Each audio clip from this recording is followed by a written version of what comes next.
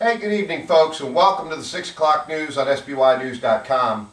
Clearly, I'm doing things a little bit differently here today. We're going to try a different format. This is my billiard room or memorabilia room, loaded with all kinds of autographs and pictures of old friends. Above me is all the female players, the top players in the world.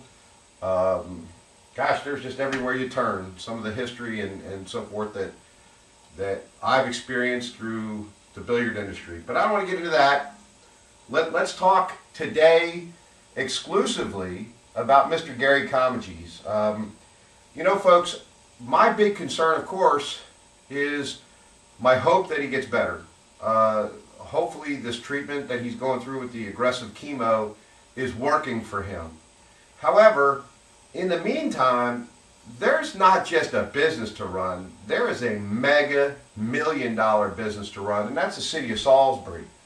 And to have Gary not be able to be in a mental frame of mind while going through chemotherapy, anybody out there who knows anything about chemotherapy, you have to question whether or not this is something that you can do on the job and have a good frame of mind. The pain that he admits that he's going through is yet another issue. So we have to be concerned about that. There's been so much talk about Gary utilizing email to get messages across in reference to his opinions on certain issues. Now my concern is, and I'm not saying this is happening, but it can happen. What's to say that Barry Tillman's not sending those messages, or Mike Dunn, or Debbie Comegys, or Lynn Cathcart, or heck, just anybody, even a landlord, for crying out loud. There's nothing saying that. You know, while it's a far-fetched thing to state, it can happen. And you just don't want that to happen. You want to eliminate that process whatsoever, period.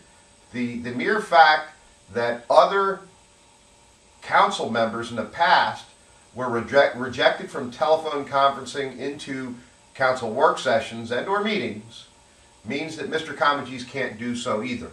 So now they've fallen back to email, which is even worse, far worse, because you can't depend that and or confirm that person is in fact Mr. Comegys and or that's in fact his thoughts or opinion. So I have a major issue with this, and I think everybody really needs to kick back and consider this. It is not a personal attack on Mr. Comegys, you know, but I'm sure that if the table was turned and it was Debbie Campbell, God forbid, or Terry Cohen, God forbid, the bottom line, folks, you know it and I know it. The bottom line is there would be no email. There would be nothing, no teleconferencing, nothing.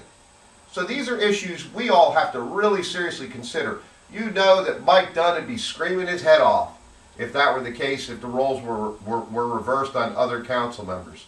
So while we had to accept that even though Debbie was on travel and she wanted to call in and participate, they refused that to happen.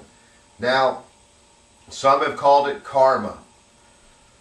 Oh boy, that's a tough one, because I don't want to ever go there.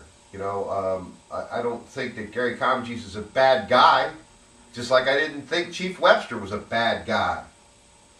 Believe that or not, I don't. I just think that Chief Webster sucked at what he did. I don't agree with Mr. Comegys. We agree to disagree on many issues. But I respect his position. I respect the fact that I would call him a veteran in reference to being on the city council. And I'd say he certainly, and there's no doubt in my mind, the man has wisdom as far as what's going on. You know, he's got some inside information from his previous career.